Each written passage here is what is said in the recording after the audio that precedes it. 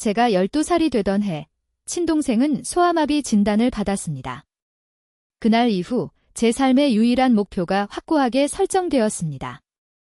단상 위에 서 있던 동양계 여성, 이서윤 박사의 음성은 작았으나 그 울림은 강당 전체를 압도했습니다. 그녀가 이룩한 연구 성과는 소아마비와 사투를 벌이는 전 세계 수십만 명의 아이들에게 새로운 희망을 선사할 것입니다. 청중석에서는 곧이어 기립 박수가 터져 나왔습니다. 이 장엄한 순간이 도래하기까지 그녀가 감내해야 했던 고난의 역정은 그 누구도 알지 못했습니다. 가슴 뭉클한 그 이야기가 지금부터 전개됩니다. 제 이름은 이서윤입니다. 저는 서울 강남의 전형적인 중산층 가정에서 태어났습니다. 아버지는 대기업의 중간 관리직으로 재직하셨고 어머니는 초등학교 교사셨습니다. 저희 가족은 특별할 것 없는 평범하고 안정된 생활을 영위하고 있었습니다. 저는 학업을 즐겨하는 학생이었으며 특히 과학 수업 시간을 가장 고대했습니다. 초등학교 5학년 시절에는 학교 과학 경시대회에서 수상하는 쾌거를 이루기도 했습니다. 그때까지만 해도 저희 가족의 삶은 강물이 흐르듯 평온했습니다. 그러나 모든 것이 완전히 뒤바뀐 것은 제가 12살이 되던 해 봄날이었습니다. 서윤아, 수아 좀 잠시 봐주렴. 엄마가 저녁 준비하는 동안만.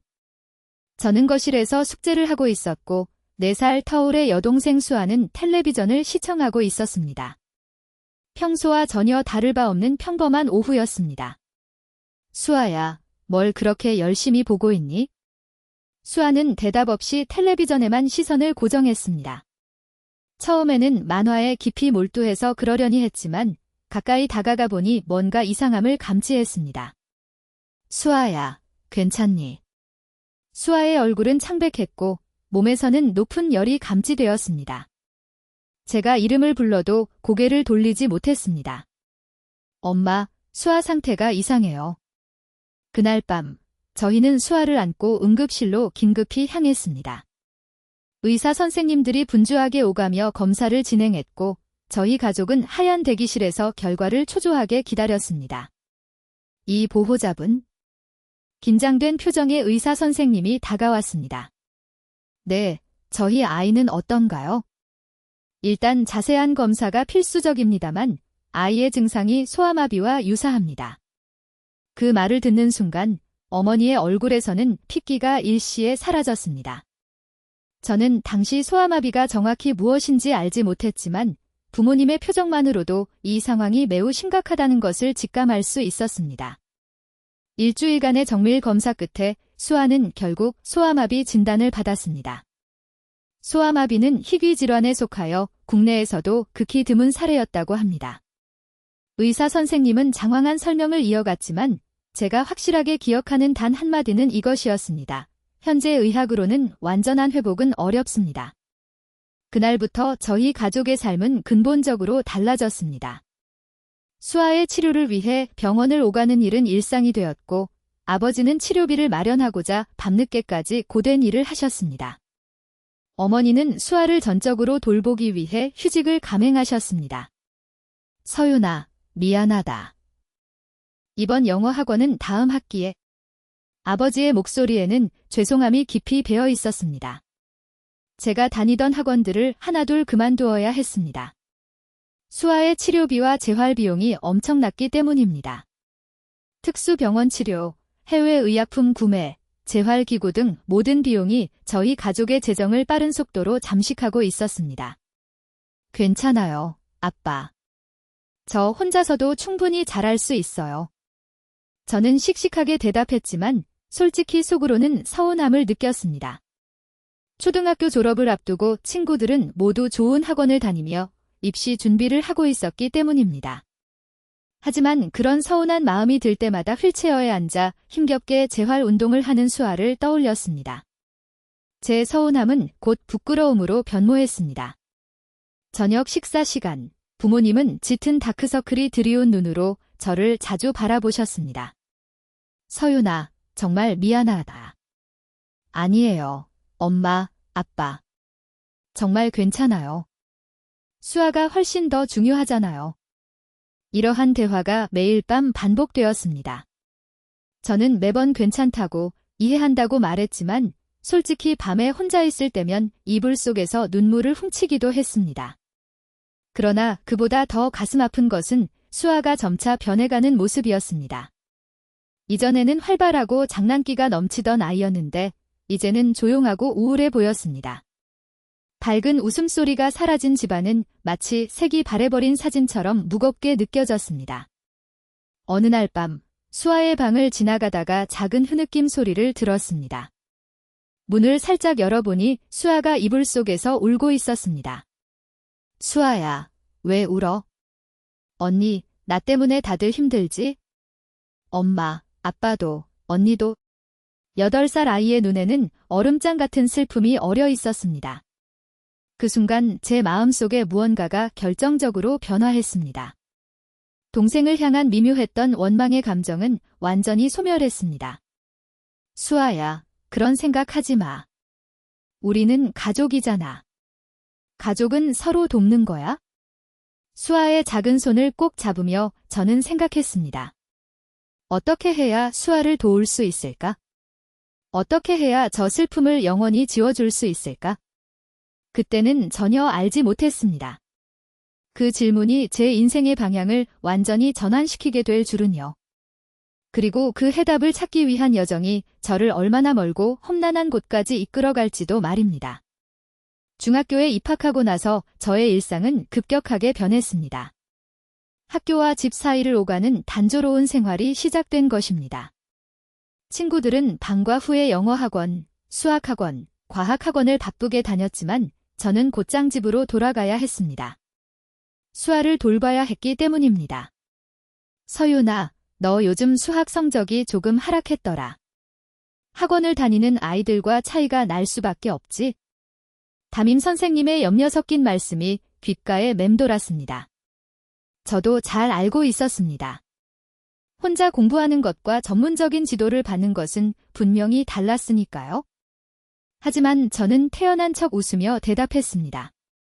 괜찮아요, 선생님. 더 열심히 노력할게요. 교실로 돌아오는 길, 복도에서 친구들의 대화가 들려왔습니다. 야, 오늘 학원 끝나고 같이 카페 갈래? 새로 생긴 곳 완전 예쁘대. 좋아.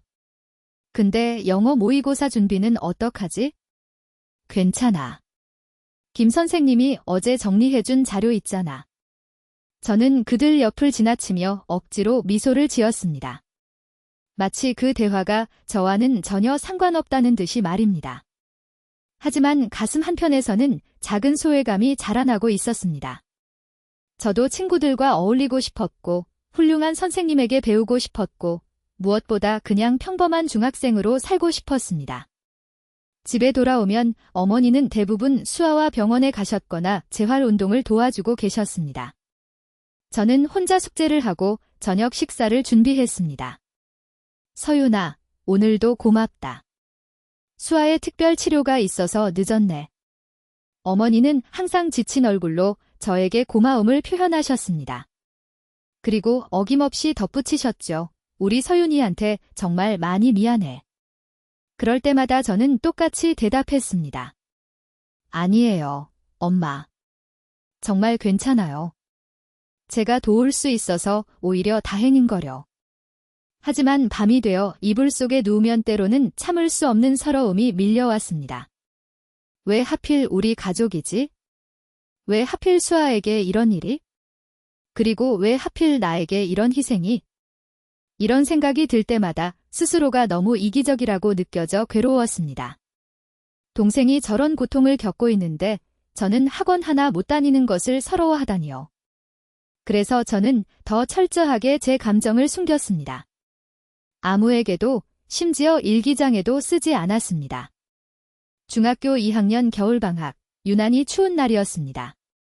수아는 감기에 걸려 고열로 앓고 있었고 저는 집에서 수아를 간호하고 있었습니다. 친구들이 보낸 메시지가 핸드폰에 계속 울렸습니다. 서윤아, 우리 노래방 가자. 이번에 오픈한 곳 할인한대. 응답 좀 해줘. 다들 모였어. 너 요즘 왜 이래? 계속 집에만 있고? 메시지를 읽으며 이 말은 마치 견고한 벽처럼 제 앞을 가로막고 있었습니다. 수아의 주치의인 김 교수님은 부모님과 상담할 때마다 유사한 말씀을 반복하셨습니다. 그날도 저는 상담실 문 앞에서 그 말을 듣고 말았습니다. 현재로서는 재활치료와 물리치료로 기능을 최대한 유지하는 것이 목표입니다. 앞으로의 연구 결과에 따라 새로운 치료법이 나올 수도 있지만 제 마음속에서 현재 의학으로는이라는 말이 계속 울렸습니다. 그렇다면 미래의학은 가능할까요? 이런 생각을 하며 저는 병원 로비의 작은 서점으로 향했습니다. 거기서 과학 잡지들을 살펴보던 중 한 기사의 제목이 눈에 들어왔습니다. 미래의학의 혁신, 인공지능과 빅데이터. 잡지를 펼쳐보니 의학 연구에 인공지능을 활용하는 내용이었습니다. 저는 한 단어도 놓치지 않으려는 각오로 기사를 정독했습니다. 이해하기 어려운 부분도 많았지만 핵심은 파악할 수 있었습니다. 미래의학은 단순히 약물이나 수술만이 아니라 방대한 데이터와 컴퓨터의 힘을 빌려 새로운 치료법을 찾아낸다는 것이었죠. 서윤아, 여기 있었구나. 가자. 어머니의 부르심에 잡지를 내려놓았지만 제 머릿속에는 이미 무언가가 깊이 심어졌습니다. 수아를 위한 치료법, 그것을 찾아내려면 나도 연구자가 되어야 한다는 생각이었습니다. 집으로 돌아오는 길, 저는 용기를 내어 물었습니다. 엄마, 만약 제가 의학자가 되면 수아를 치료할 수 있을까요? 어머니는 놀란 표정으로 저를 바라보셨습니다. 서윤아, 의사가 되고 싶은 거니? 네. 아직은 잘 모르겠지만 수아 같은 아이들을 도울 수 있는 연구자가 되고 싶어요. 어머니의 눈가가 붉어졌습니다. 그날 저녁 아버지께서 퇴근하신 후 우리는 가족 회의를 했습니다. 저는 처음으로 제 꿈에 대해 진지하게 이야기했습니다. 아빠, 엄마, 저는 소아마비 같은 병을 연구하는 의학자가 되고 싶어요. 수아뿐만 아니라 모든 아이들이 달릴 수 있게 도와주는 사람이요.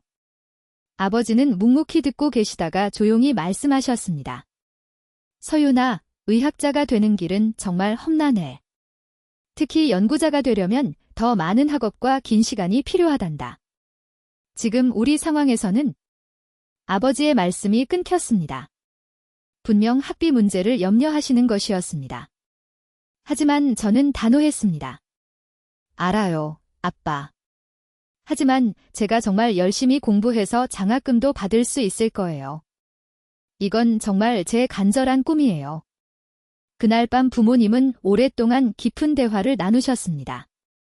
다음 날 아침 아버지는 피곤한 얼굴이었지만 환하게 웃으셨습니다.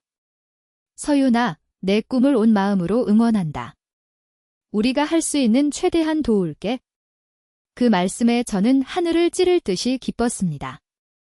비록 당장 우수한 학원을 다닐 수는 없었지만 부모님의 전폭적인 지지만으로도 충분했습니다. 다음 날 저는 학교 도서관으로 곧장 향했습니다. 생물학, 의학 관련 책을 모두 찾아보았습니다. 처음에는 전문 용어들이 너무 어려워서 좌절했지만 포기하지 않고 사전을 찾아가며 끈기 있게 읽었습니다. 13살 중학생에게는 버거운 내용이었지만 수아를 생각하면 힘이 솟았습니다. 주말에는 지역 도서관에서 컴퓨터를 빌려 온라인 강의를 들었습니다. 인터넷에는 놀랍게도 무료로 공개된 의학 강의들이 많았습니다. 비록 전부 이해할 수는 없었지만 조금씩 기초를 견고하게 쌓아나갔습니다. 이서윤, 너 요즘 뭐 그렇게 열심히 공부해? 과학 선생님이 내 얘기 많이 하시던데? 친구 최진아의 질문에 처음으로 제 꿈을 이야기했습니다. 사실 의학자가 되고 싶어. 소아마비 같은 병을 치료하는? 와, 대단하다. 그런데 의대에 가려면 공부 진짜 많이 해야 하지 않아? 진아의 말은 사실이었죠. 하지만 저는 이미 결심했으니까요. 그래서 더 열심히 해야 해. 그날 집에 돌아와서 수아의 방을 들여다봤습니다. 수아는 침대에 앉아 그림을 그리고 있었죠. 다리는 움직이지 못했지만 손은 여전히 많은 것을 창조할 수 있었으니까요. 수아야, 뭐 그리고 있어? 수아는 밝게 웃으며 그림을 보여주었습니다. 파란 하늘 아래에서 두 아이가 힘차게 달리고 있는 그림이었습니다. 이건 언니고, 이건 나야. 우리 같이 달리고 있는 거야? 그 순간 제 눈에서 눈물이 왈칵 쏟아졌습니다. 수아는 놀라서 저를 쳐다봤습니다. 언니, 왜 울어? 저는 재빨리 눈물을 닦으며 수아를 꼭 안아주었습니다. 아니야. 그림이 너무 아름다워서. 수아야, 언니가 약속할게. 꼭 우리 같이 달릴 수 있는 날이 올 거야. 그날 밤 저는 인터넷에서 소아마비의 최신 연구 동향에 대해 검색했습니다. 대부분은 이해하기 어려운 전문 논문들이었지만 한 기사가 제 시선을 강하게 끌었습니다. 미국 존스 홉킨스 대학교에서 소아마비와 같은 운동신경 질환에 대한 혁신적인 연구를 진행 중이라는 내용이었습니다. 특히 인공지능과 빅데이터를 활용한 새로운 접근법이 주목받고 있다고 했죠. 존스 홉킨스. 언젠가 나도 저기서 연구할 수 있을까? 너무나 멀게만 느껴지는 꿈이었지만 그날부터 저는 제 방벽에 작은 메모지를 붙여두었습니다. 수아와 함께 달리는 그날까지 매일 밤 잠들기 전에 그 메모를 바라보며 스스로 다짐했습니다. 비록 13살 소녀의 무모한 꿈일지라도 결코 포기하지 않겠다고요. 그리고 무엇보다 수아에게 했던 약속을 반드시 지키겠다고요. 다음 날 학교 과학 시간에 선생님께서 특별한 제안을 하셨습니다. 서윤아, 이번 과학 경시대회에 나가보지 않을래? 내 실력이라면 충분히 가능성이 있어. 처음에는 망설였습니다. 준비할 시간도 부족했고 수아를 돌봐야 했으니까요. 하지만 이런 기회가 제 꿈을 향한 첫걸음이 될 수도 있겠다는 생각이 들었습니다. 선생님, 한번 도전해 볼게요. 그렇게 저의 진정한 여정이 시작되었습니다. 아직은 막연했던 꿈이었지만 그 꿈을 향해 한 걸음씩 내딛기 시작했습니다. 당시에는 몰랐습니다. 이 결정이 저를 얼마나 멀리 그리고 높이 데려갈지를요. 과학 경시대회 참가를 결정한 후 저는 본격적인 준비에 착수했습니다. 하지만 곧 현실적인 문제에 직면했습니다. 다른 참가자들은 대부분 과학학원을 다니며 전문적인 지도를 받고 있었습니다. 반면 저는 학원은커녕 참고서 한 권도 제대로 살 형편이 안 됐습니다. 이대로는 안 되겠다. 저는 학교가 끝난 후 과학 선생님을 찾아갔습니다. 선생님, 혹시 과학 경시대회 준비에 도움이 될 만한 책이나 자료가 있을까요? 윤 선생님은 안경을 고쳐 쓰시더니 저를 유심히 바라보셨습니다. 서윤아, 솔직히 말할게. 경시대회는 수준이 매우 높아. 학원 다니는 아이들도 쉽지 않은데. 잠시 망설이시더니 이내 결심한 듯 말씀하셨습니다. 하지만 내 열정이 정말 대단하구나. 내가 가진 자료들을 좀 줄게. 그리고 점심시간이나 방과 후에 질문이 있으면 언제든 찾아와. 그날 저는 선생님께서 주신 자료들을 들고 집으로 달려갔습니다. 오래된 문제집과 참고서였지만 저에게는 보물과 같았습니다. 가장 먼저 해야 할 일은 체계적인 계획을 수립하는 것이었습니다. 시간이 제한적이었으니까요. 저는 달력을 펼쳐놓고 대회까지 남은 한 달을 꼼꼼히 계획했습니다. 학교 수업, 수아 돌보기, 집안일을 제외하고 남은 모든 시간을 학업에 할애했습니다. 서윤아, 이렇게 늦게까지 공부하면 몸 상하겠다. 어머니가 걱정스러운 눈빛으로 말씀하셨습니다. 밤 11시가 넘어서까지 책상에 앉아있던 저를 보시고서요. 괜찮아요, 엄마. 저 지금 정말 재미있어요. 사실이었습니다. 과학 공부는 저에게 단순한 과제가 아니었습니다. 수아를 도울 수 있는 첫 번째 단계였으니까요. 특히 생물학과 인체에 관한 부분은 정말 흥미로웠습니다. 인간의 신경계가 어떻게 작동하는지, 근육은 어떻게 움직이는지. 책을 읽을수록 소아마비에 대한 이해도 깊어졌습니다. 하지만 곧 한계에 부딪혔습니다. 학교 교과서와 선생님이 주신 자료만으로는 깊이 있는 공부가 어려웠거든요. 인터넷에 더 많은 정보가 있겠지만 우리 집에는 컴퓨터가 없었습니다. 주말이 되자 저는 집에서 버스로 30분 거리에 있는 구립 도서관으로 향했습니다. 거기에는 공유 화면에 10번 반복된 헬로 월드를 보며 환호성을 질렀습니다. 마치 새로운 세계의 문이 열린 것 같았습니다. 그렇게 과학 경시대회 준비와 함께 코딩 공부도 병행했습니다. 낮에는 생물학과 화학을, 밤에는 프로그래밍을 공부했습니다. 조금씩 두 세계가 연결되기 시작했습니다. 생물학적 데이터를 코드로 분석하는 방법, 의학 연구에 인공지능을 활용하는 사례들이었습니다. 경시대회 일주일 전, 저는 과학 선생님께 제 특별 프로젝트를 보여드렸습니다. 소아마비 환자의 공개된 의학 데이터를 분석하여 패턴을 찾는 간단한 프로그램이었습니다. 서윤아, 이건 경시대회 수준을 넘어선 것 같은데? 윤 선생님은 깜짝 놀라신 표정이었습니다. 선생님, 이게 제가 정말 하고 싶은 거예요. 데이터로 질병을 이해하고 언젠가는 치료법을 찾는 거예요. 선생님은 잠시 생각에 잠기시더니 말씀하셨습니다. 너의 열정이 정말 대단하구나.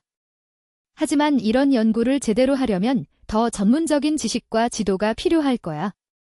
그날 밤 선생님의 말씀을 곰곰이 생각했습니다. 맞습니다. 저 혼자서는 명확한 한계가 있었죠. 하지만 이제 첫걸음을 뗐으니 계속 나아가면 되는 것이었습니다. 과학 경시대회 당일, 저는 긴장된 마음으로 시험장에 들어섰습니다. 주변에는 과학 영재 학교 학생들, 유명 학원에서 준비한 학생들이 많았습니다. 저는 깊게 숨을 들이마시고 시험지를 펼쳤습니다. 생각보다 문제들이 낯설지 않았습니다. 도서관에서 봤던 강의들, 밤늦게까지 공부했던 내용들이 하나둘 연결되기 시작했습니다. 특히 생물학 부분에서는 자신 있게 답안을 작성할 수 있었습니다. 시험을 마치고 나오는 길, 다른 학생들이 어려웠다고 투덜거리는 소리가 들렸습니다. 저도 모든 문제를 완벽하게 풀지는 못했지만 최선을 다했다는 강한 만족감이 있었습니다. 결과 발표까지는 2주일이 걸린다고 했습니다. 그동안 저는 다시 일상으로 복귀했습니다. 학교 공부, 수화 돌보기, 그리고 계속되는 독학의 시간들이었습니다. 그런데 결과 발표 전날 과학 선생님께서 저를 따로 부르셨습니다. 서윤아, 너에게 좋은 소식이 있어? 선생님의 표정이 환하게 빛나고 있었습니다. 그때는 몰랐습니다. 제 인생이 또 한 번 크게 바뀌게 될 거라는 사실을요. 서윤아, 축하해. 너 이번 경시대회에서 장려상을 받았어. 과학 선생님이 밝게 웃으며 말씀하셨습니다. 저는 한순간 말문이 막혔습니다. 정말요? 제가요? 그래. 사실 너처럼 학원 한 번 안 다니고 입상한 학생은 처음 본다. 정말 대단해.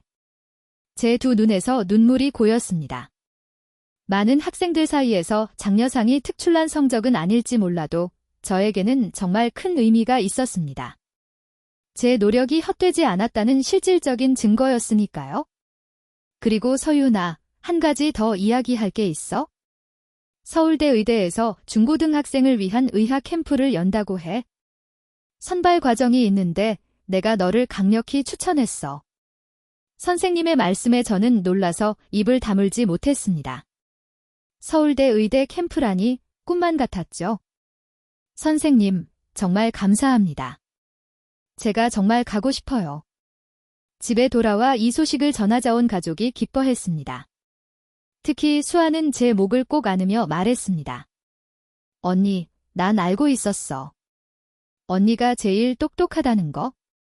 그날 저녁 아버지는 특별히 치킨을 사 오셨습니다. 경제적으로 여유가 없었지만 이런 작은 축하 자리는 저희 가족에게 큰 행복이었습니다. 의학 캠프 지원서를 작성하며 저는 처음으로 제 꿈을 공식적으로 기술해 보았습니다. 저는 신경계 질환을 연구하는 의학자가 되어 소아마비와 같은 난치병 치료에 기여하고 싶습니다. 그리고 지원 동기에는 솔직한 심정을 담았습니다. 제 여동생이 소아마비를 앓고 있습니다. 현대의학의 한계를 직접 경험하며 저는 의학의 미래를 바꾸는 연구자가 되기로 결심했습니다. 지원서를 제출하고 한 달 후 기적 같은 일이 벌어졌습니다. 서울대 의대 캠프에 최종 선발된 것입니다. 전국에서 50명만 선발한다고 했는데 제가 그중 한 명이 되었다니 믿기지 않았습니다. 캠프 첫날, 저는 떨리는 마음으로 서울대학교의과 대학 건물 앞에 섰습니다. 웅장한 건물과 캠퍼스는 제가 상상했던 것보다 훨씬 더 인상적이었습니다. 다른 참가자들은 대부분 과학고등학교나 외국어 고등학교에서 온 학생들이었습니다. 제 소개를 할 차례가 왔을 때 저는 떨리는 목소리로 말했습니다. 안녕하세요. 저는 한강중학교 3학년 이서윤입니다.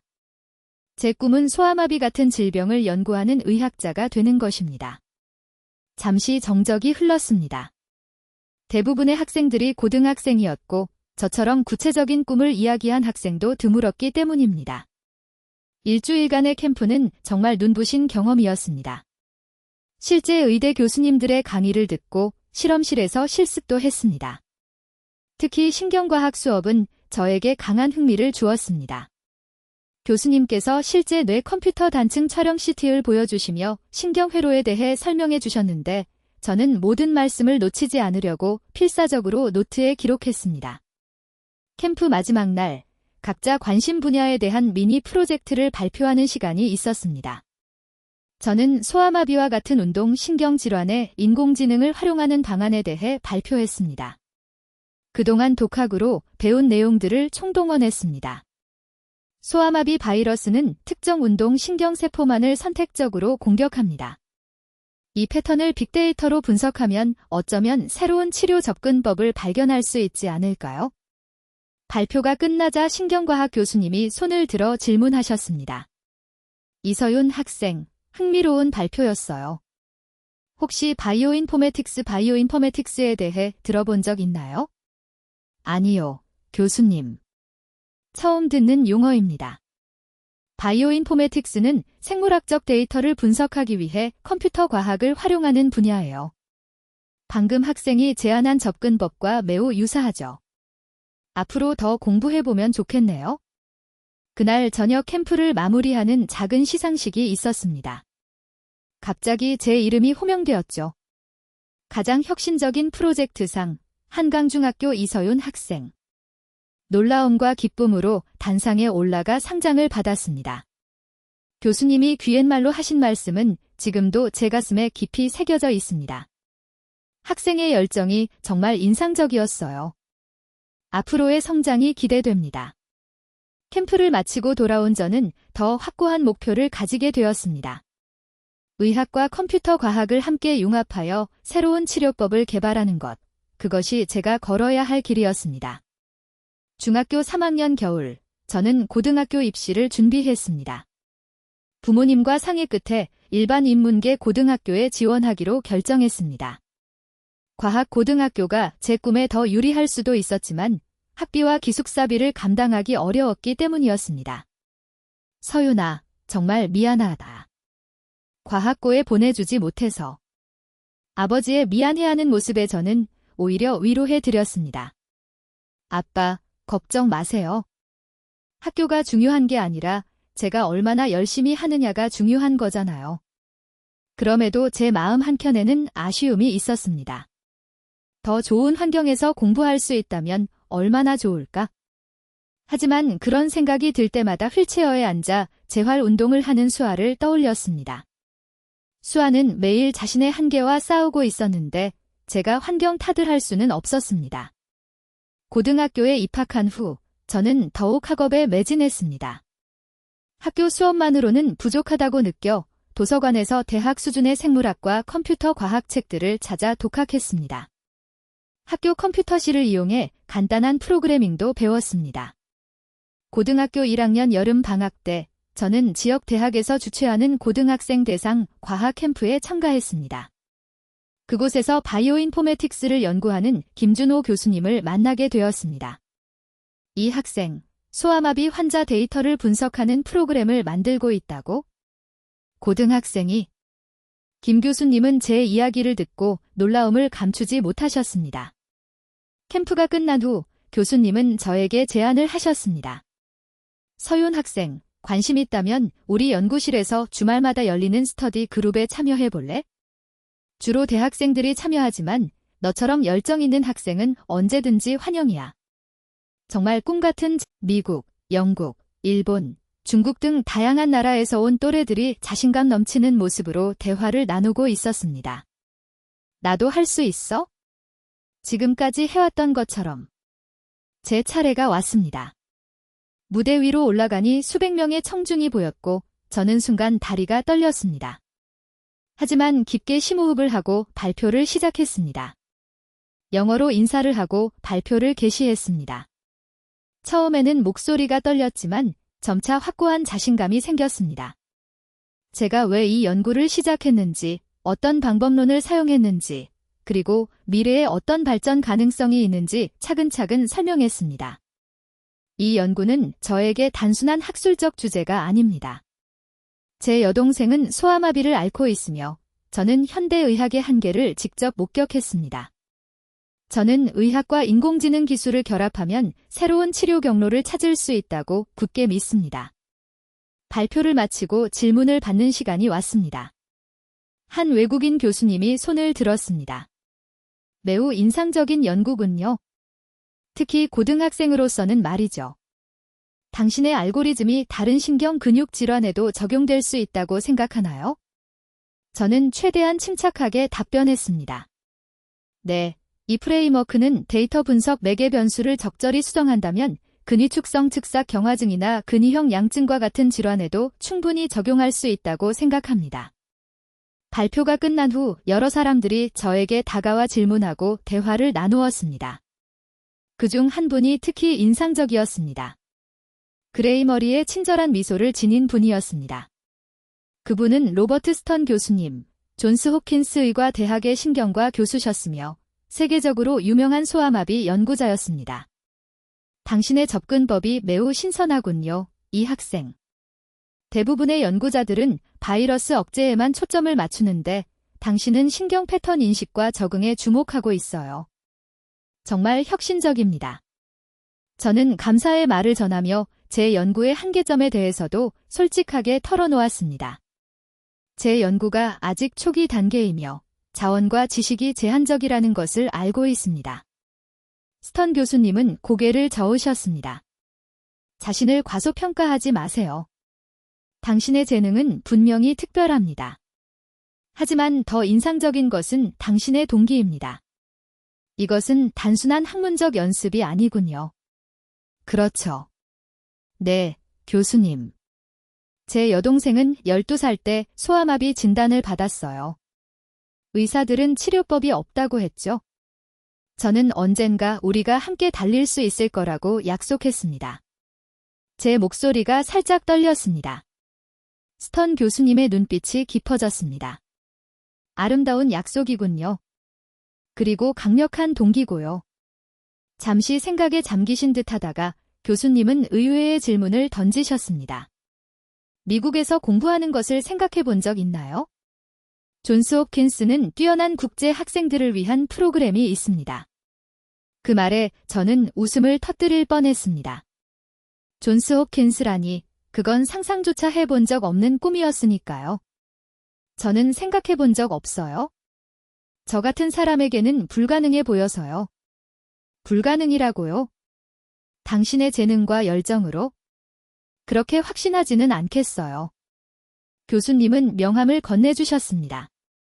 내일 서울대 의대에서 강연을 할 예정입니다. 관심 있으시면 강연 후에 오세요. 당신의 미래 가능성에 대해 이야기해 볼 수 있을 것 같군요.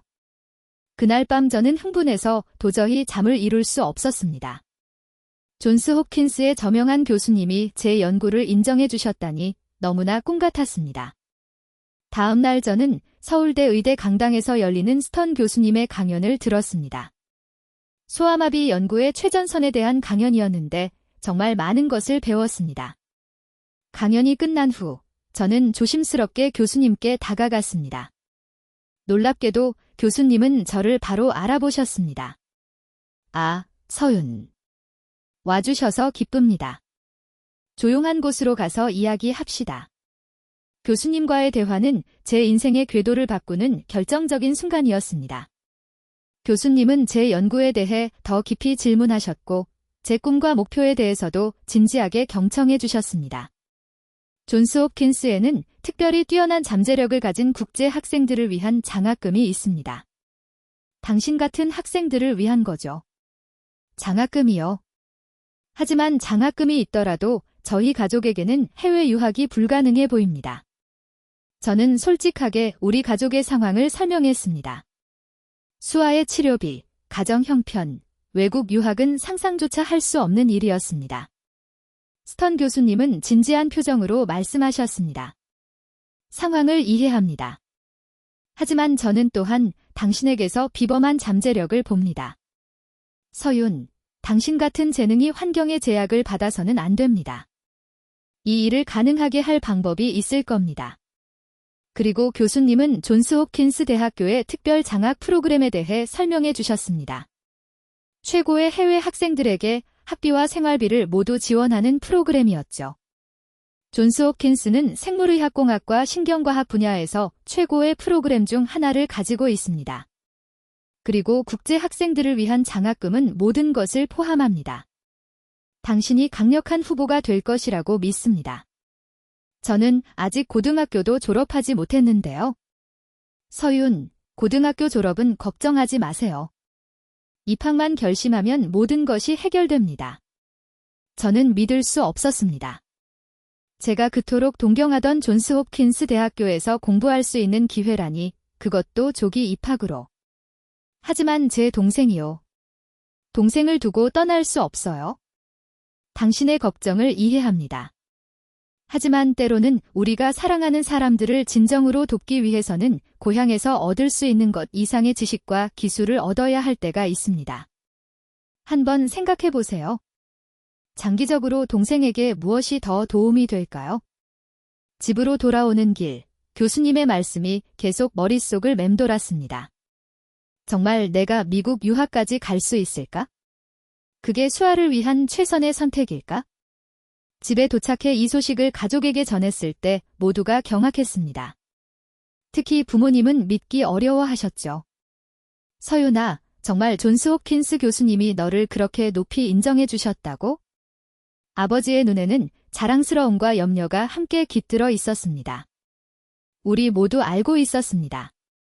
이 기회가 얼마나 엄청난 것인지, 그리고 동시에 얼마나 현실적으로 어려운 일인지를요. 수아는 제 손을 꼭 잡고 물었습니다. 언니, 정말 미국에 가는 거야? 제 가슴이 아팠습니다. 수아를 두고 떠난다는 생각은 정말 힘들었으니까요. 하지만 어쩌면 이것이 수아를 정말로 도울 수 있는 유일한 길일지도 모른다는 생각이 들었습니다. 아직 확실한 건 아니야, 수아야. 하지만 만약 하게 된다면 그건 모두 너를 위한 거야. 언니가 약속했잖아. 우리 함께 달릴 거라고.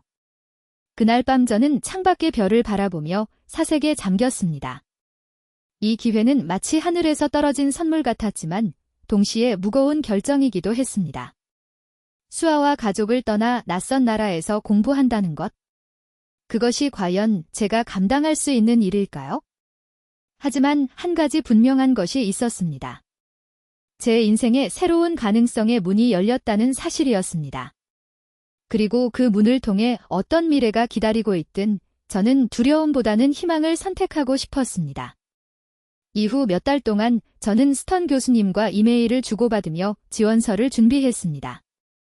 고등학교 성적 증명서, 영어 시험 점수, 연구 프로젝트 포트폴리오, 모든 것을 꼼꼼히 준비했죠. 특히 에세이에는 제 진심을 담았습니다. 저에게 의학 연구는 단순한 직업이 아닙니다. 소아마비로 고통받는 제 여동생과 그녀 같은 수많은 아이들에게 희망을 주기 위한 사명입니다. 김준호 교수님도 강력한 추천서를 써주셨습니다. 서류를 모두 제출한 후 저는 불안한 마음으로 결과를 기다렸습니다. 이 기회가 제 인생을 완전히 바꿀 수 있다는 것을 알고 있었으니까요. 스턴 교수님과의 만남 이후 저희 가족은 진지한 대화를 나누었습니다. 거실 테이블에 둘러앉아 각자의 생각을 이야기하는 시간이었습니다. 아버지는 무거운 표정으로 말씀을 시작하셨습니다. 서윤아, 내가 이런 큰 기회를 얻게 되어 정말 자랑스럽다.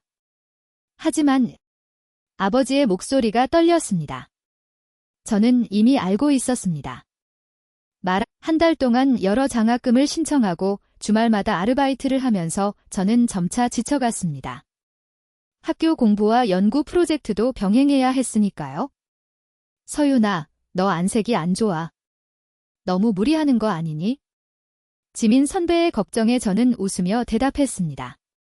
괜찮아요, 선배. 저는 할 수 있어요. 하지만 사실 밤마다 불안에 시달렸습니다. 간절히 염원하는 꿈이 이렇게 가까이 있는데 현실의 벽에 가로막혀 포기해야 한다는 것은 너무 잔인했습니다. 어느 날 밤, 제 방에서 홀로 눈물을 흘리고 있을 때 문이 살짝 열렸습니다. 아버지였습니다. 서윤아, 울고 있니? 제가 재빨리 눈물을 닦으려 했지만 이미 아버지는 보셨습니다. 아버지는 조용히 제 옆에 앉으셨습니다. 아빠가 널 얼마나 자랑스러워하는지 알지? 넌 정말 특별한 아이야. 하지만 아빠, 제 꿈이 이렇게 가까이 있는데 잡을 수가 없어요. 아버지는 잠시 침묵하시다가 말씀하셨습니다. 서윤아, 아빠가 우리 회사 퇴직금을 조금 당겨 쓸 수 있을지 알아볼게. 아빠, 안 돼요. 그건 아빠 노후를 위한 거잖아요. 아빠의 노후는 내 성공이 보장해 줄 거야. 아빠는 내가 세계적인 의학자가 될 거라고 믿어. 가슴이 먹먹해졌습니다. 부모님의 희생적인 사랑이 이렇게 크다니. 하지만 저는 결심했습니다. 부모님의 퇴직금까지 써가며 가고 싶지는 않았습니다.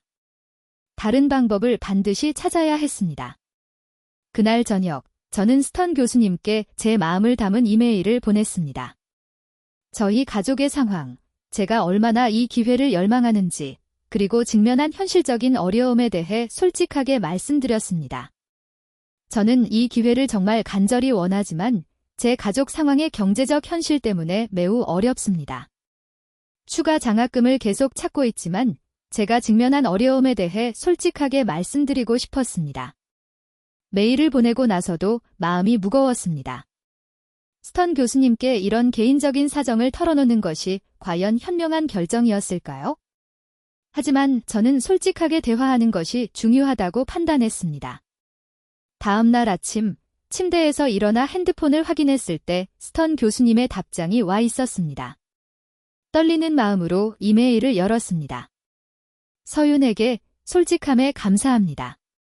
이런 장애물에도 불구하고 당신의 결단력은 당신의 잠재력에 대한 제 믿음을 더욱 확고하게 합니다. 도움이 될 수 있는 소식이 있습니다. 제 눈을 의심했습니다. 교수님께서 존스 홉킨스 대학의 특별 국제 장학생 프로그램을 알려주셨는데 특별히 어려운 환경의 학생들을 위한 추가 지원이 있다는 것이었습니다. 학비와 생활비 전액은 물론 왕복 항공권까지 지원하는 프로그램이었죠. 이 프로그램은 매우 경쟁이 치열하며 전 세계에서 매년 단 2명의 학생만이 선발됩니다. 하지만 저는 당신이 강력한 기회를 가지고 있다고 믿습니다. 제가 당신을 추천해도 될까요? 떨리는 손으로 바로 답장을 보냈습니다. 네, 부탁드립니다. 이 기회에 정말 감사드립니다. 그날 하루 종일 저는 마치 구름 위를 걷는 기분이었습니다. 여전히 확실한 것은 없었지만 새로운 희망이 생긴 것이었습니다.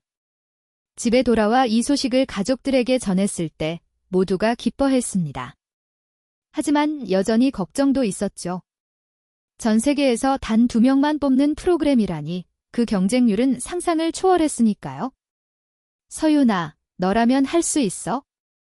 교수님이 널 그렇게 높이 평가하는 데는 이유가 있을 거야. 어머니의 격려에 저는 용기를 얻었습니다. 그래, 지금까지의 제 여정도 쉽지 않았지만 포기하지 않고 여기까지 왔잖아요. 이번에도 최선을 다해 도전해보자고 스스로 다짐했습니다. 그날 밤 수아가 제 방으로 찾아왔습니다. 언니, 걱정하지 마. 언니는 꼭 됐으면 좋겠어. 수아의 순수한 응원에 가슴이 찡했습니다. 고마워, 수아야. 언니가 만약 미국에 가게 되면 너무 보고 싶을 거야. 그래도 괜찮아. 언니가 돌아올 때는 내가 달리고 있을 테니까. 수아의 말에 눈물이 핑 돌았습니다. 맞습니다. 이 모든 도전은 결국 수아와 함께 달리는 그날을 위한 것이었으니까요. 신청서 준비는 정말 고된 일이었습니다. 스턴 교수님의 추천서, 성적 증명서, 연구 프로젝트 포트폴리오, 그리고 에세이까지 모든 것을 영어로 준비해야 했죠. 밤을 새워가며 에세이를 작성했고 김 교수님께 검토를 부탁드렸습니다. 서윤아, 정말 잘 썼구나. 내 진심이 느껴져. 김 교수님의 격려에 용기를 얻어 마침내 모든 서류를 제출했습니다. 이제 결과를 기다리는 일만 남았죠. 하지만 기다림은 생각보다 고통스러웠습니다. 매일 밤 잠들기 전에 같은 생각이 들었습니다. 내가 정말 될 수 있을까? 전 세계에서 단 2명인데. 그 불안한 기다림 속에서 저는 수아의 재활 치료에 더욱 열심히 참여했습니다. 마치 제가 도울 수 있는 모든 것을 지금 해두어야 한다는 강박에서였죠. 서윤아, 계속 이렇게 무리하면 내 건강이 먼저 망가질 거야. 어머니의 걱정에도 저는 쉴 수가 없었습니다. 불안한 마음을 달래기 위해서라도 계속 무언가를 해야 했으니까요. 결과 발표 일주일 전 예상치 못한 일이 발생했습니다. 수아의 상태가 갑자기 악화된 것입니다. 학교에서 돌아오는 길에 넘어져 다리를 다쳤는데 소아마비 환자에게는 작은 부상도 큰 문제가 될 수 있었죠. 병원 응급실에서 밤을 지새우며 저는 깊은 고민에 빠졌습니다. 내가 정말 수아를 두고 떠나도 괜찮을까? 불확실한 미래, 현실의 벽, 그리고 가족에 대한 책임감. 모든 것이 저를 옥죄어 왔습니다. 그리고 그 어두운 밤, 제 마음속에 깊은 의문이 자리 잡았습니다. 이것이 정말 옳은 선택일까? 수아 사고 이후 저는 더욱 깊은 고민에 빠졌습니다. 매일 밤 잠들기 전 같은 질문이 머릿속을 맴돌았습니다. 내가 수아를 두고 떠나는 게 정말 옳은 걸까? 수아는 다행히 큰 부상은 아니었지만 재활 치료 기간이 늘어났습니다. 병원에 데려다주고 집에 데려오는 일은 대부분 제가 맡았죠. 수아의 작은 손을 잡고 병원 복도를 걸을 때마다 마음이 무거워졌습니다. 언니, 왜 그렇게 슬픈 얼굴이야? 재활 치료가 끝난 후 돌아오는 버스 안에서 수아가 물었습니다. 그냥 여러 가지 생각이 있어서. 존스 홉킨스 생각. 저는 놀라서 수아를 바라봤습니다. 어쩜 이 아이는 제 마음을 이렇게 잘 읽는 걸까요? 응. 수아야. 언니가 만약 미국에 가게 되면 내가 많이 보고 싶을 것 같아서. 수아는 잠시 생각하더니 조용히 말했습니다. 언니 알아? 나는 매일 내가 의사 되는 꿈을 꾸고 있어. 내가 아팠을 때 의사 선생님이 불가능하다고 말했던 거 기억나? 그때 난 정말 슬펐는데. 하지만 언니가 언젠가 우리 같이 달릴 거야 라고 말해줬을 때 다시 희망을 가졌어. 수아의 말에 제 눈에 눈물이 고였습니다. 언니가 미국에 가는 건 나를 두고 가는 게 아니야? 나를 위해 가는 거라고 생각해. 17살 소녀의 입에서 나온 말이라고는 믿기지 않을 정도로 성숙한 말이었습니다. 그날 밤 저는 수아의 말을 곱씹으며 생각했습니다. 맞습니다. 제가 가는 이유는 단순히 제 꿈을 위해서가 아니었습니다. 수아와 수아 같은 아이들을 돕기 위해서였죠. 다음 날 아침, 이메일 알림 소리에 잠에서 깼습니다. 존스 홉킨스 대학교에서 온 메일이었습니다. 심장이 터질 듯이 뛰었습니다. 떨리는 손으로 이메일을 열었습니다. 이서윤 님께. 존스 홉킨스 대학교 글로벌 장학생 프로그램에 선발되셨음을 기쁘게 알려드립니다. 순간 숨이 멎었습니다. 제가 정말 선발되었다고요? 전 세계에서 단 2명만 뽑는 그 프로그램에. 서윤아, 뭐해? 학교 갈 시간이야. 방문을 열고 들어오신 어머니께 저는 눈물이 가득한 얼굴로 핸드폰을 보여드렸습니다. 엄마. 제가 됐어요. 존스 홉킨스 장학생으로 뽑혔어요. 어머니는 순간 말을 잃으셨다가 저를 꼭 안아주셨습니다. 우리 서윤이 정말 자랑스럽다. 그날 저녁 우리 가족은 다시 한번 진지한 대화의 시간을 가졌습니다. 이제 꿈이 현실이 되었으니 구체적인 계획을 수립해야 했으니까요. 장학금은 우리 집 작은 베란다에서 담요를 덮고 앉아 별을 세는 일은 어릴 때부터 우리만의 특별한 의식이었습니다. 수아야, 언니가 없는 동안 많이 보고 싶을 거야. 나도. 하지만 괜찮아. 우린 같은 별을 보고 있을 테니까. 수아는 작은 상자를 내밀었습니다. 이거 언니 선물이야. 상자를 열어보니 작은 팔찌가 들어 있었습니다. 수아가 직접 만든 것 같은 구슬 팔찌였죠. 내가 재활 치료 시간에 만들었어. 저기 보면 작은 별 모양 구슬도 있지? 그건 우리가 함께 보는 별이야. 가슴이 뭉클해졌습니다. 저는 팔찌를 손목에 차고 수아를 꼭 안아주었습니다. 고마워, 수아야. 이 팔찌 항상 간직할게. 그리고 약속해. 내가 돌아올 때는 우리 함께 달릴 수 있는 치료법을 가지고 올 거야. 알아, 언니. 난 항상 언니를 믿어왔잖아. 다음 날 아침, 인천공항은 이별의 아픔으로 가득했습니다. 부모님은 슬픔을 감추려 노력하셨지만 어머니의 붉어진 눈가가 모든 것을 말해주고 있었죠. 서윤아, 건강이 최우선이야. 아프면 바로 연락하고 매일 영상 통화하자. 네, 엄마. 걱정 마세요. 저 잘할 수 있어요. 아버지는 저를 강하게 안아주셨습니다. 우리 딸, 내가 정말 자랑스럽다. 두려워하지 말고 내 꿈을 향해 당당히 나아가길 바란다. 마지막으로 수아와 인사할 차례였습니다. 수아는 휠체어에 앉아 있었지만 표정만큼은 누구보다 밝았습니다. 언니, 내가 매일 응원할게. 그리고 우리 약속 잊지 마. 절대 잊지 않을게, 수아야. 약속한 대로 우리 꼭 함께 달릴 거야. 마지막 포옹을 나누고 저는 출국장으로 향했습니다. 뒤돌아보니 수아가 휠체어에서 일어나려고 애쓰고 있었습니다. 간호사 선생님의 도움을 받아 겨우 일어선 수아는 양손을 높이 들어 저에게 손을 흔들었습니다. 그 순간 모든 불안과 두려움이 사라졌습니다. 제가 가는 이유, 제가 꿈꾸는 미래, 그리고 반드시 지켜야 할 약속. 모든 것이 선명해졌습니다. 비행기가 이륙할 때 창밖으로 작아지는 한국 땅을 바라보며 생각했습니다. 이제 정말 시작이구나.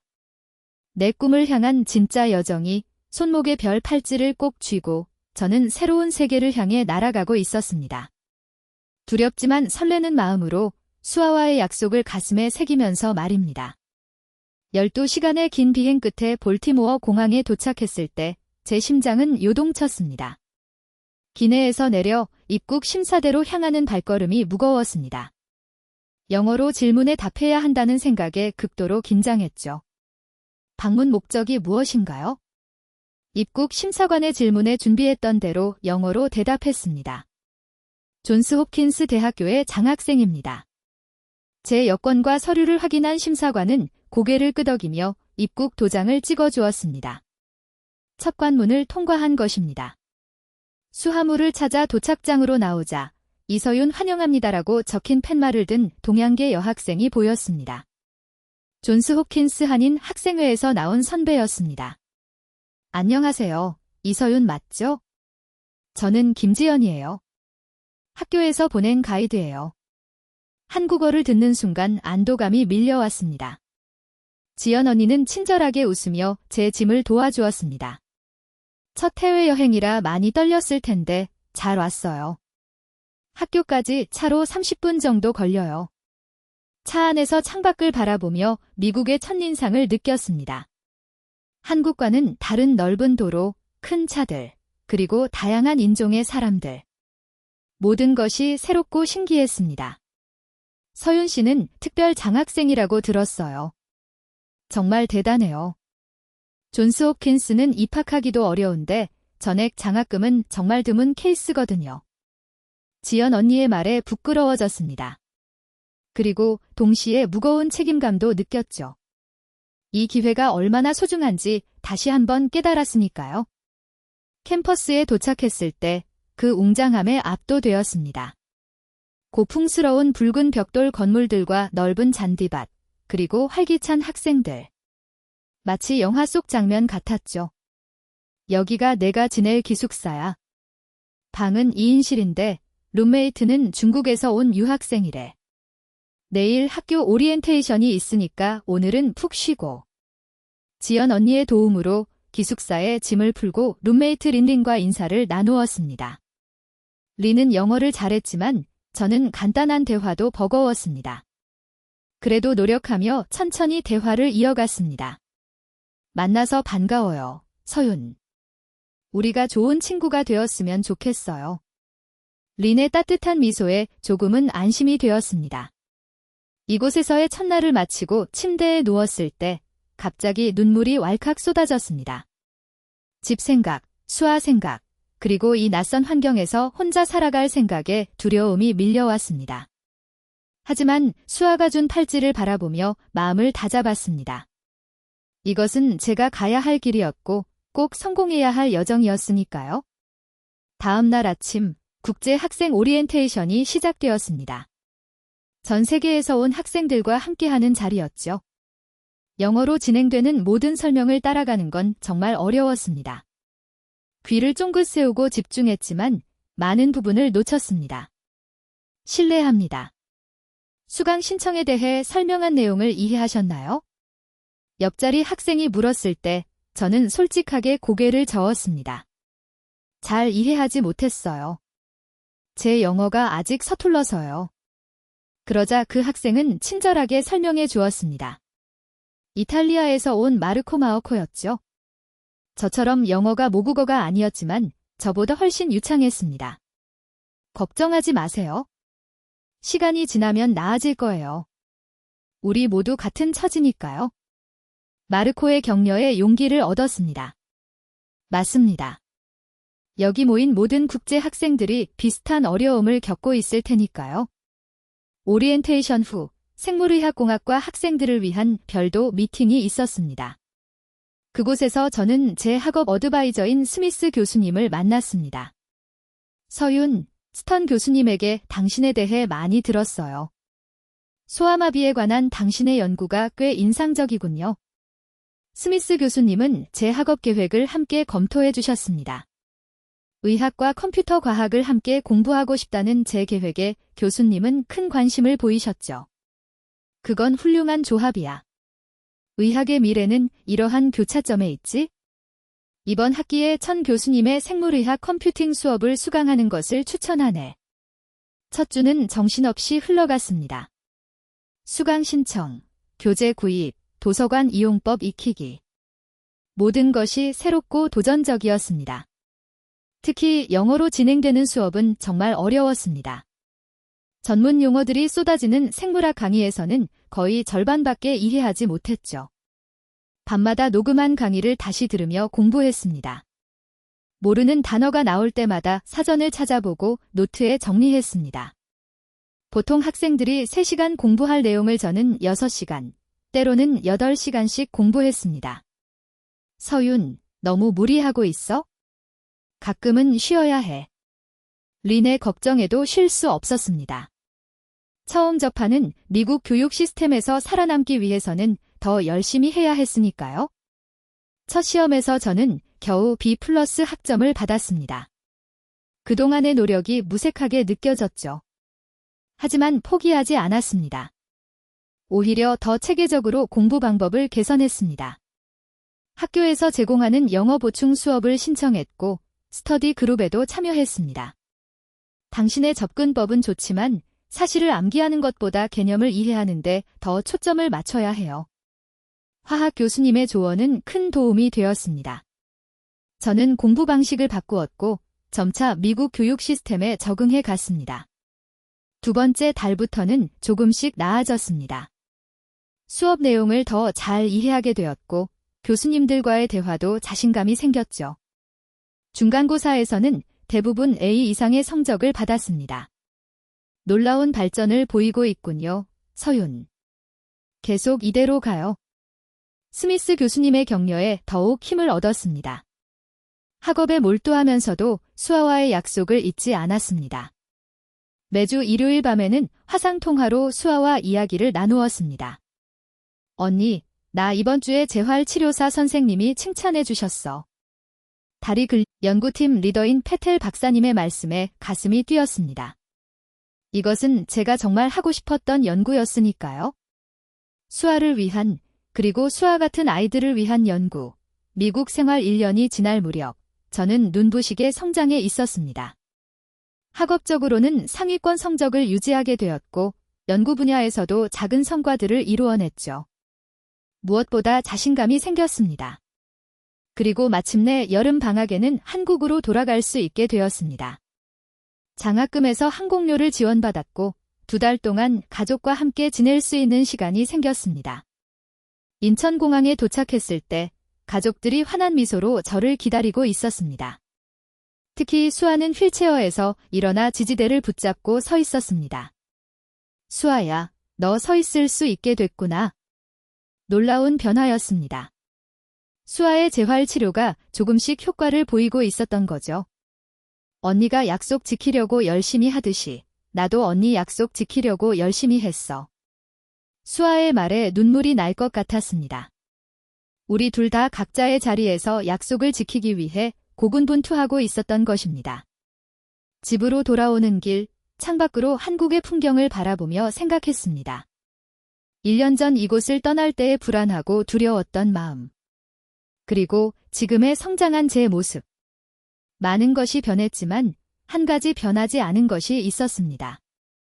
수아와 함께 달리는 그날을 향한 저의 굳건한 결심이었습니다. 존스 홉킨스에서의 2번째 학년이 시작되었습니다. 여름 방학 동안 한국에서 가족과 함께 보낸 시간은 정말 소중했지만 이제 다시 연구와 학업에 집중할 때였습니다. 특히 이번 학기는 제게 매우 중요했습니다. 페텔 박사님의 신경재생 연구팀에 정식으로 합류하게 되었거든요. 첫 팀 미팅에서 저는 떨리는 마음으로 소아마비 치료에 대한 제 아이디어를 발표했습니다. 현재 소아마비 치료법은 주로 증상관리와 재활에 초점을 맞추고 있습니다. 하지만 저는 근본적인 신경재생 메커니즘에 접근하는 새로운 방법을 제안하고 싶습니다. 팀원들이 저를 주목했습니다. 대부분 박사 과정생들과 박사 후 연구원들 사이에서 학부생인 제가 아이디어를 제안하는 것은 쉽지 않은 일이었죠. 소아마비 바이러스는 특정 운동 신경세포만을 선택적으로 공격합니다. 이 선택성의 패턴을 빅데이터로 분석하면 신경재생 과정을 촉진할 수 있는 표적 치료법을 개발할 수 있지 않을까요? 잠시 침묵이 흐르더니 한 연구원이 질문했습니다. 흥미로운 접근법이지만 소아마비로 손상된 신경세포는 재생이 거의 불가능한 것으로 알려져 있어. 어떻게 그 한계를 극복할 수 있다고 생각해? 제 심장이 빠르게 뛰었습니다. 이건 제가 오랫동안 고민해온 문제였으니까요. 최근 이스라엘 연구팀의 논문에서 특정 성장 인자와 줄기세포 치료를 결합했을 때 손상된 신경의 부분적 재생 가능성이 제시되었습니다.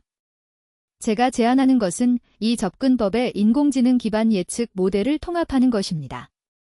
환자별 데이터를 분석하여 가장 효과적인 치료 패턴을 찾아내는 거죠. 페텔 박사님이 관심을 보이셨습니다. 계속해봐, 서윤. 구체적으로 어떤 데이터를 분석하고자 하는 거지? 저는 3가지 데이터셋을 통합하고 싶습니다. 첫째, 환자들의 유전적 프로필. 둘째, 신경손상 패턴의 이미징 데이터.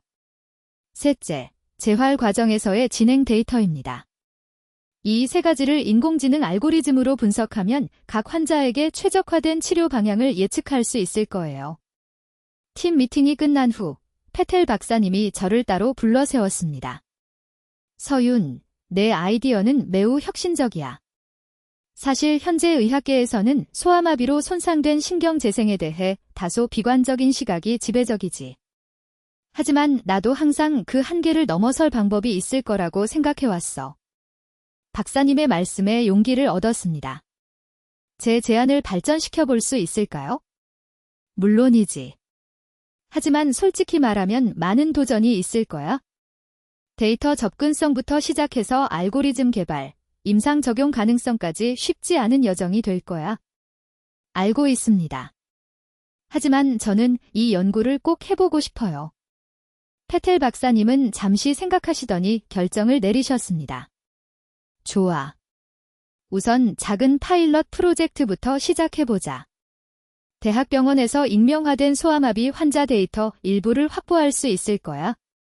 그걸로 내 알고리즘의 가능성을 테스트해 볼 수 있겠지? 그날부터 저는 더욱 열정적으로 연구에 몰두했습니다.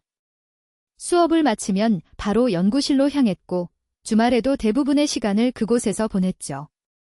알고리즘 개발을 위해 컴퓨터 과학과의 고급 프로그래밍 수업도 추가로 수강했습니다. 한 달 후, 저는 첫 번째 프로토타입 알고리즘을 완성했습니다. 이름은 애니오레건 신경 재생이었어요.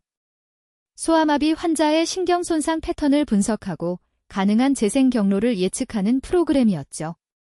그러나 현실은 녹록지 않았습니다. 첫 테스트에서 알고리즘은 많은 오류를 보였고 예측 정확도도 매우 낮았습니다. 이렇게 될 줄 알았어. 데이터가 너무 부족해. 팀원 중 한 명인 데이비드가 말했습니다. 그의 말이 맞았습니다. 소아마비는 선진국에서는 거의 퇴치된 질병이라 최근 데이터가 매우 제한적이었죠. 좌절감이 밀려왔지만 포기할 수는 없었습니다.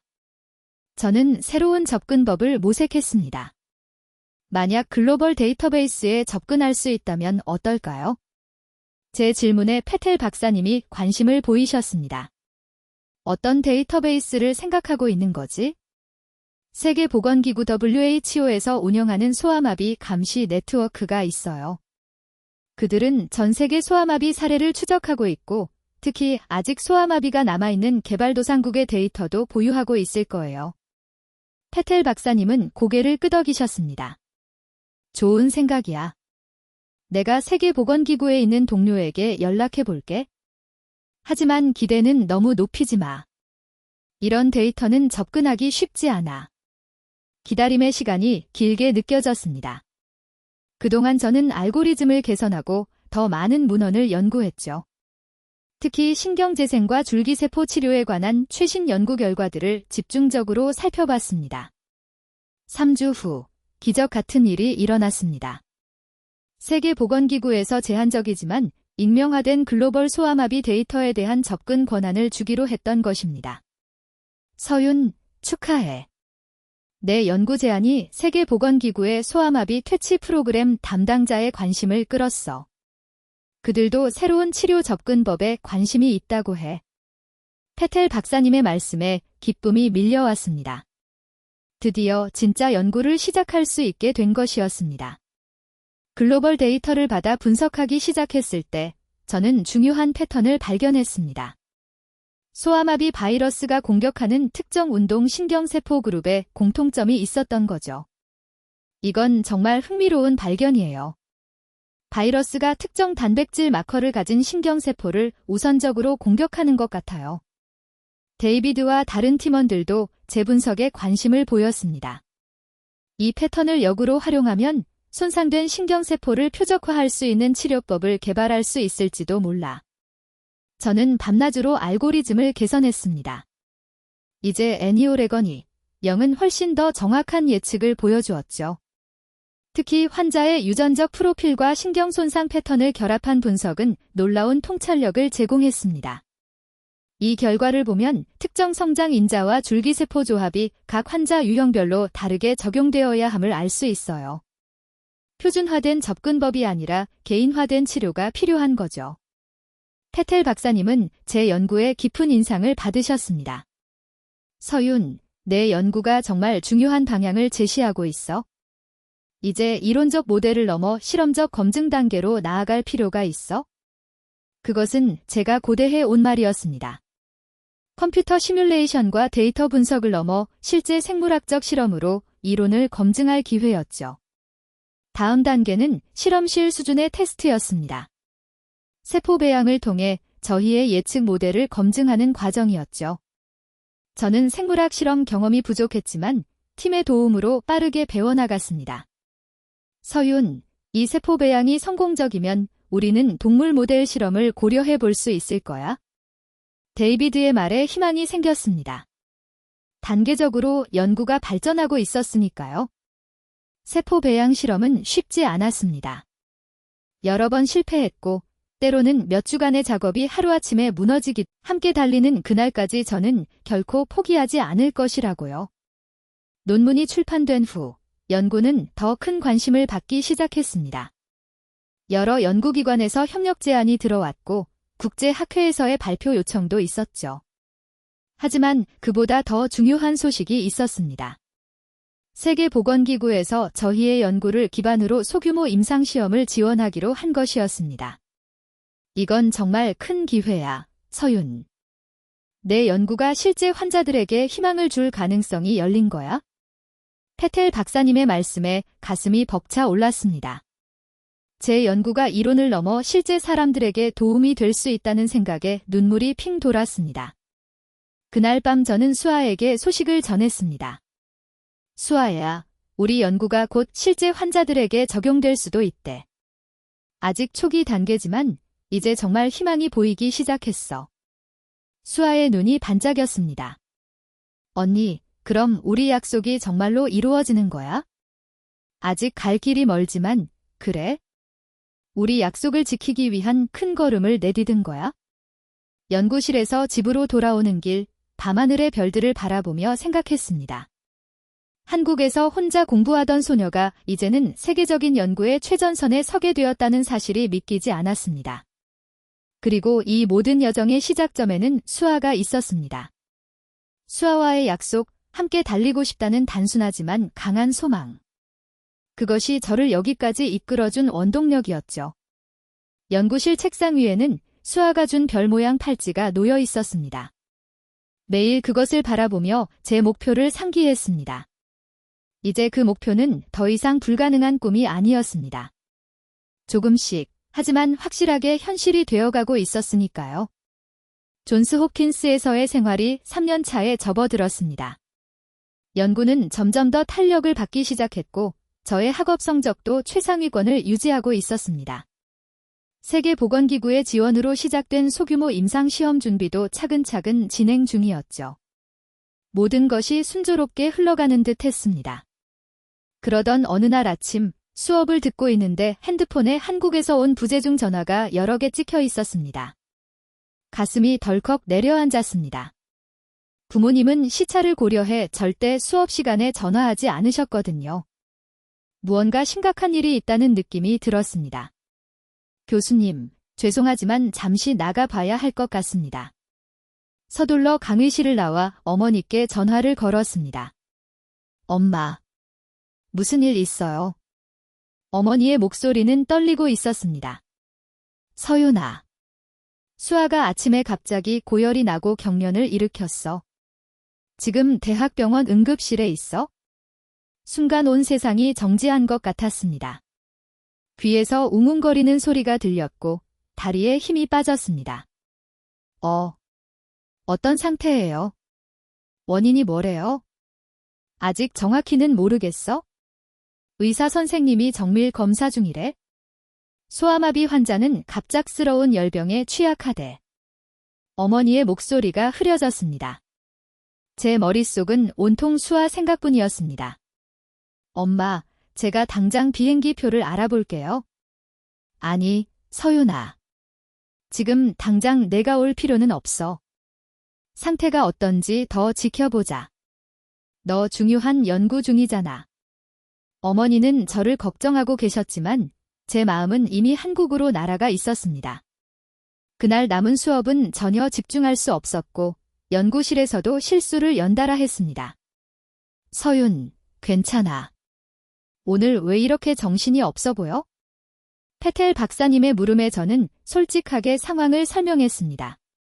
여동생이 갑자기 입원했어요. 상태가 심각한 것 같은데 자세한 건 아직 모르겠어요. 제가 지금 한국으로 돌아가야 할지 고민하고 있어요. 박사님은 깊은 이해의 눈빛으로 저를 바라보셨습니다. 가족이 우선이야, 서윤. 필요하다면 연구는 잠시 미룰 수 있어? 하지만 먼저 더 자세한 상황을 파악해보는 게 어떨까? 그날 밤 저는 병원에 있는 아버지와 통화했습니다. 수아는 중환자실에 입원 중이었고 의사들은 원인을 찾기 위해 여러 검사를 진행하고 있었습니다. 아빠, 제가 지금 귀국해야 할까요? 아버지는 잠시 침묵하셨다가 대답하셨습니다. 서윤아, 솔직히 상황이 좋지 않아. 수아가 세균성 수막염 증상을 보이고 있대.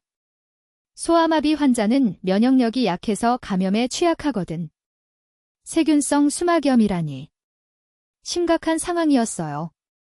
소아마비 환자에게 그런 감염은 더욱 위험할 수 있다는 것을 잘 알고 있었죠. 아빠, 제가 내일 비행기 타고 갈게요. 서윤아, 너의 연구는 어떻게? 한창 중요한 시기라고 하지 않았니? 아버지의 걱정에도 불구하고 제 마음은 이미 정해져 있었습니다. 수아가 더 중요해요? 연구는 제가 돌아오면 다시 할 수 있어요. 비행기 표를 예약하고 급히 짐을 싸기 시작했습니다. 그때 페텔 박사님에게서 전화가 왔습니다. 서윤, 상황은 어때? 결정했니? 네. 내일 한국으로 돌아갑니다. 수아 상태가 위중한 것 같아요. 페텔 박사님은 잠시 생각하시더니 말씀하셨습니다. 이해해. 하지만 서윤, 한 가지만 생각해 볼 수 있을까? 우리의 연구가 소아마비 환자들의 면역 체계와 신경 회복에 중요한 통찰을 제공할 수 있어. 내가 지금 연구를 중단하면 그 진전이 늦어질 수 있어. 심장이 무거워졌습니다. 박사님의 말씀이 틀리지 않았으니까요. 하지만 박사님, 수아는 제 동생이에요. 제가 옆에 있어야 해요. 물론이야. 그건 나도 이해해. 다만 내가 생각해 보길 바라는 건 내 연구가 성공하면 수아뿐만 아니라 수많은 아이들이 혜택을 받을 수 있다는 거야. 지금 잠시 개인적인 희생을 감수한다면 더 큰 도움을 줄 수 있을지도 몰라. 페텔 박사님의 말씀은 제 마음의 깊은 갈등을 유발했습니다. 동생을 위해 지금 곁에 있어야 할까요? 아니면 더 많은 사람을 도울 수 있는 연구를 계속해야 할까요? 그날 밤 저는 병원에 계신 어머니와 긴 통화를 했습니다. 엄마, 저 정말 고민이 돼요? 수아 곁에 있고 싶은데 제 연구도 중요해서. 어머니는 한참을 침묵하시다가 조용히 말씀하셨습니다. 서윤아, 내가 여기 와서 수아 손만 잡고 있는다고 해서 상황이 나아지는 건 아닐 거야. 의사들이 최선을 다하고 있어. 오히려 내가 연구를 통해 이런 아이들에게 더 큰 도움을 줄 수 있다면 그게 수아를 위한 길일 수도 있지 않을까? 눈물이 왈칵 쏟아졌습니다. 하지만 만약 수아에게 제가 옆에 없는 동안에 무슨 일이 생기면 어떡해요? 그건 아무도 모르는 일이야. 하지만 서윤아, 수아는 항상 내가 연구하는 모습을 자랑스러워했어. 우리 언니는 나 같은 아이들을 돕기 위해 멀리 가서 공부한대라고 친구들에게 자랑하곤 했어. 어머니의 말씀에 저는 더 큰 고민에 빠졌습니다. 비행기 표를 취소할지 아니면 그대로 한국으로 갈지. 며칠간의 깊은 고민 끝에 저는 연구를 계속하기로 결정했습니다. 그것이 수아를 가장 효과적으로 도울 수 있는 방법이라고 판단했기 때문이었죠. 하지만 그 결정은 제 인생에서 가장 어려운 결정 중 하나였습니다. 아빠, 엄마. 제가 연구를 계속하기로 했어요. 수아를 위해, 그리고 수아 같은 아이들을 위해 최선을 다할게요.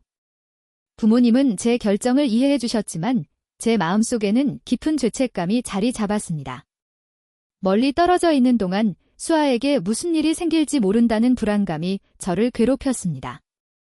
그날부터 저는 더욱 치열하게 연구에 몰두했습니다. 하루에 16시간씩 연구실에 있으면서 어떻게든 더 빨리 결과를 낼 수 있기를 바랐습니다. 한시라도 빨리 수아에게 도움이 될 연구 성과를 내고 싶었으니까요. 서윤, 이렇게 무리하면 내 건강이 먼저 망가질 거야. 데이비드의 걱정에도 귀 기울이지 않았습니다. 수아가 병원 침대에 누워 있는데 제가 어떻게 쉴 수 있겠어요? 한 달이 지나고 수아의 상태는 조금씩 호전되었다는 소식이 들려왔습니다. 중환자실에서 일반 병실로 옮겨졌고 의식도 점차 회복되고 있었죠. 서윤아, 수아 내가 널 찾았어. 화상 통화할래? 어머니의 연락에 저는 즉시 영상 통화를 걸었습니다. 화면 속 수아는 많이 야위어 있었지만 여전히 밝은 눈빛이었습니다. 언니, 보고 싶었어. 아직 저는 대학 마지막 학년 학생이었지만 그들은 저를 존중하며 대해 주었습니다. 그날 밤 수아에게 기쁜 소식을 전했습니다. 수아야, 오늘 세계보건기구 사람들이 우리 연구실에 왔었어. 그들이 우리 연구를 높이 평가할 때 이제 더 많은 환자들에게 도움을 줄 수 있을지도 몰라. 수아의 눈이 반짝였습니다. 그럼 나도 언니의 치료를 받을 수 있는 거야? 제 마음이 무거워졌습니다. 수아에게 너무 큰 희망을 주는 것이 걱정되었으니까요. 수아야, 아직은 연구 단계야.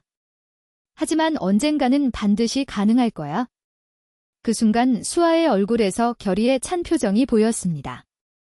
언니, 걱정 마. 난 기다릴 수 있어? 언니가 연구에 집중할 수 있도록 내가 여기서 더 열심히 재활 훈련할게. 수아의 성숙한 모습에 가슴이 뭉클했습니다. 19살 소녀의 입에서 나온 말이라고는 믿기지 않을 정도로 강인했죠. 그날 이후로도 수아의 건강은 가끔씩 악화와 호전을 반복했습니다. 때로는 고열로 응급실에 실려가기도 했고, 때로는 놀라운 재활 성과를 보여주기도 했죠. 그럴 때마다 저는 괴로웠지만 연구에 더욱 매진했습니다. 수아야, 언니가 곧 좋은 소식을 가지고 갈게. 조금만 더 기다려줘.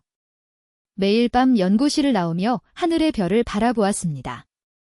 한국에서도 수아가 같은 별을 보고 있을 거라는 생각에 힘을 얻었습니다.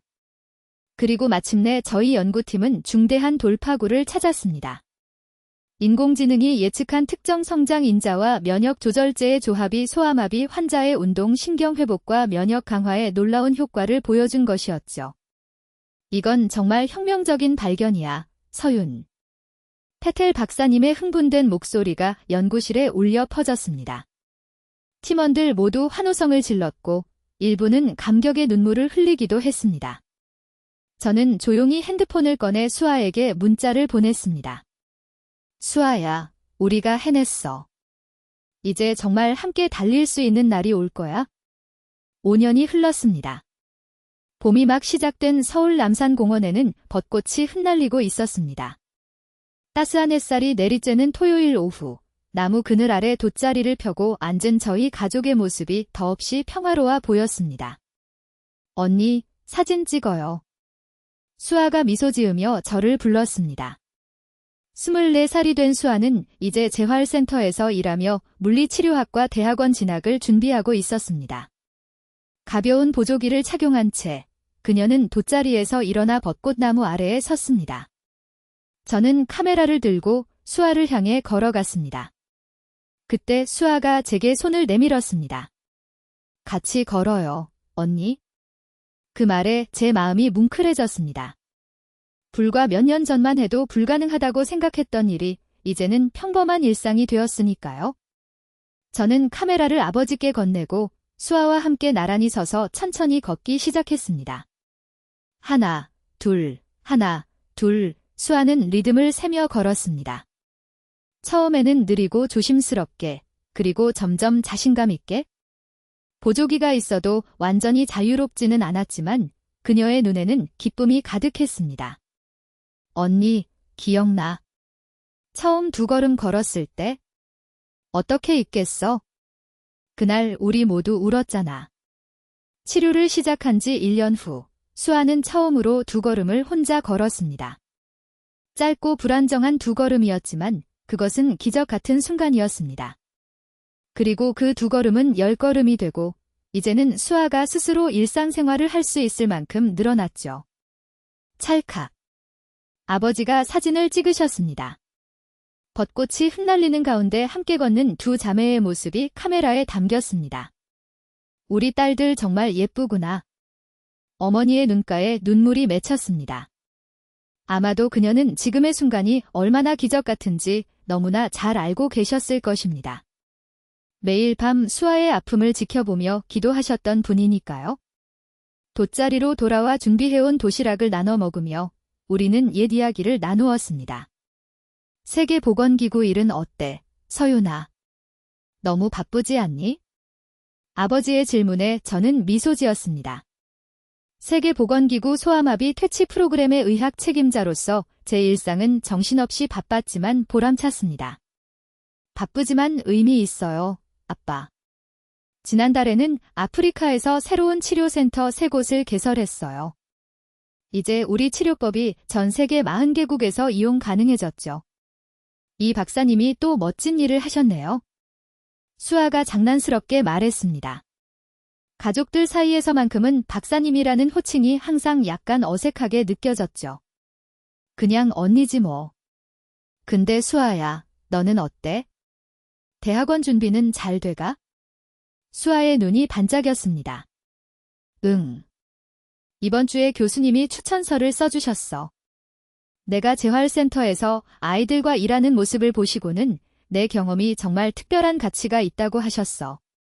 수아는 재활센터에서 소아마비와 같은 질환을 앓는 어린이들과 일하고 있었습니다. 자신이 겪었던 것과 같은 고통을 경험하는 아이들에게 그녀만의 방식으로 희망을 전하고 있었죠. 그 애들이 수아를 정말 좋아한다더라. 내가 그들에게 롤모델이 된 거야? 어머니의 말씀에 수아가 수줍게 웃었습니다. 나는 그저 나처럼 너도 할 수 있어라고 말해주는 것뿐이에요. 언니가 나한테 해준 것처럼요. 수아의 말에 저는 감동으로 말을 잇지 못했습니다. 제가 전 세계를 돌아다니며 하는 일보다 수아가 매일 한 명 한 명의 아이들에게 전하는 희망이 더 직접적이고 강력하게 느껴졌으니까요. 점심을 먹은 후 우리는 남산타워가 보이는 곳까지 천천히 산책했습니다. 수아는 간간히 쉬어가며 하지만 끝까지 자신의 발로 걸었습니다. 저기 벤치에 앉아있는 저 가족 봐요. 수아가 가리킨 곳에는 휠체어에 앉은 어린 소년과 그의 가족이 있었습니다. 소년의 다리에는 보조기가 착용되어 있었고 그의 표정은 다소 우울해 보였습니다. 저 애도 내가 센터에서 만나는 아이들 중 하나예요. 민호라고 1년 전에 사고로 척수 손상을 입었어요. 수아는 잠시 주저하더니 제게 말했습니다. 언니, 가서 인사해도 될까요? 물론이지. 우리는 함께 그 가족에게 다가갔습니다. 수아가 걸어오는 모습을 본 민호의 눈이 커졌습니다. 수아 선생님, 여기서 뵐 줄은 몰랐어요. 안녕, 민호야. 오늘 가족 나들이 왔구나. 이분은 내 언니 이 박사님이셔. 민호의 부모님은 놀란 표정으로 저를 바라보셨습니다. 혹시 그 소아마비 치료법을 개발하신? 저는 미소를 지으며 고개를 끄덕였습니다. 네, 그런데 솔직히 말씀드리면 제 치료법보다 더 중요한 건 민호 같은 아이들의 강한 의지와 노력이에요. 그리고 수아 같은 멋진 선생님들의 지도고요. 민호의 어머니 눈에 눈물이 고였습니다. 수아 선생님이 매번 민호에게 말해주세요. 나도 전에는 휠체어에 있었는데 지금은 이렇게 걸을 수 있게 됐다고요? 그 말이 우리 아이에게 정말 큰 희망이 돼요. 수아는 민호 앞에 무릎을 꿇고 앉았습니다. 민호야, 기억해. 지난주에 내가 혼자서 한 걸음 뗐지? 다음 주에는 2걸음, 그 다음에는 3걸음. 조금씩 나아가는 거야? 약속할게. 언젠가 우리 함께 이 산책로를 걸을 수 있는 날이 올 거야. 민호의 눈이 희망으로 빛났습니다. 그리고 그 순간 저는 깨달았습니다. 수아가 민호에게 했던 그 약속은 제가 오래전 수아에게 했던 약속과 정확히 같은 것이었습니다. 그 약속이 이제 다른 아이에게로 또 다른 희망으로 이어지고 있었습니다. 민호의 가족과 작별 인사를 나누고 우리만의 시간으로 돌아오면서 수아가 문득 물었습니다. 언니, 가끔 궁금해. 만약 내가 아프지 않았다면 언니는 지금 어떤 사람이 되었을까? 생각해 본 적 없는 질문이었습니다. 잠시 생각하다가 솔직하게 대답했습니다. 모르겠어. 어쩌면 평범한 회사원이 되었을지도 몰라. 아니면 의사가 되었더라도 이렇게 연구에 깊이 몰두하지는 않았을 거야. 그럼 결국 내 병이 언니를 세계적인 의학자로 만든 셈이네. 수아의 물음에 웃음이 나왔습니다. 그런 셈이지. 하지만 내가 아팠다는 사실 자체보다는 내가 포기하지 않고 매일 재활 훈련을 하던 모습이 날 여기까지 오게 했어. 내 용기가 나를 만든 거야? 수아는 잠시 생각에 잠기더니 말했습니다. 불가능을 극복하고 가능으로 전환시킨 열정과 불굴의 의지의 힘을 보여준 이 이야기가 시청자 여러분에게도 작은 희망의 불씨가 되었기를 진심으로 기원합니다. 이 감동적인 여정에 대한 여러분의 생각과 응원의 메시지를 댓글로 남겨주세요. 여러분의 좋아요와 구독은 이와 같은 의미 있는 영상을 제작하는 데 큰 동력이 됩니다. 알림 설정을 하시면 다음 K천재의 놀라운 이야기를 가장 먼저 만나보실 수 있습니다.